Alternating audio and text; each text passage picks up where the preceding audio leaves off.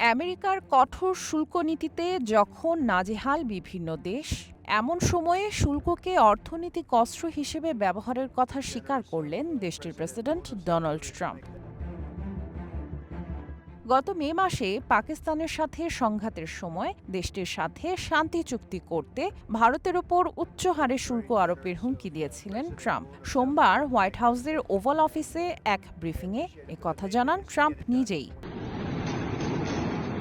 গত এপ্রিল মাসে কাশ্মীরের পেহেলগামে সন্ত্রাসী হামলার জেরে পাকিস্তানের সাথে সংঘাতে জড়ায় ভারত। সে সময় উভয় পক্ষের সাথেই ফোনে কথা বলেছিলেন ট্রাম্প।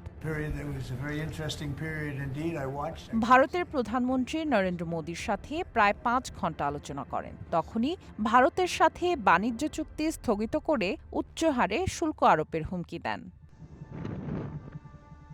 ট্রাম্প দাবি করেন, তার সঙ্গে প্রায় 5 ঘণ্টার আলোচনার মধ্য দিয়েই ভারত ও পাকিস্তান যুদ্ধবিরতিতে সম্মত হয়েছিল।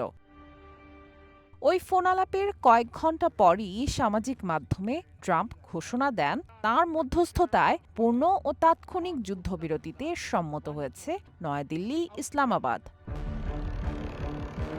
তাই সোমবারের ব্রিফিংয়ে ভারত ও পাকিস্তানের মধ্যে শান্তি প্রতিষ্ঠায় আমেরিকার শুল্ক নীতিকেই কৃতিত্ব দিলেন দেশটির প্রেসিডেন্ট। তিনি শুল্ক আরোপ না করলে বিশ্বে এখনও অন্তত 4টি যুদ্ধ চলত বলেও দাবি করেছেন।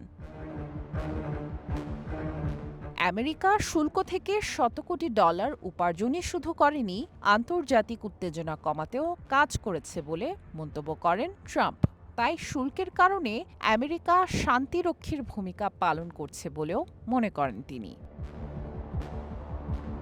ভারত সরকার অবশ্য বলছে ভিন্ন কথা। নয়াদিল্লির পক্ষ থেকে জানানো হয়, যুদ্ধবিরতির সিদ্ধান্ত নেওয়া হয়েছিল দুই দেশের সামরিক বাহিনীর পরিচালক বা ডিজিএমও স্তরে সরাসরি আলোচনার মাধ্যমে।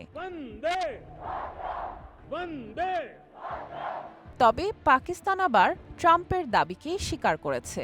ভারতের সাথে সংকটে কূটনৈতিক ভূমিকা ও নেতৃত্বের স্বীকৃতি হিসেবে ট্রাম্পকে এবছরের নোবেল শান্তি পুরস্কারের জন্য মনোনীতও করেছে পাকিস্তান।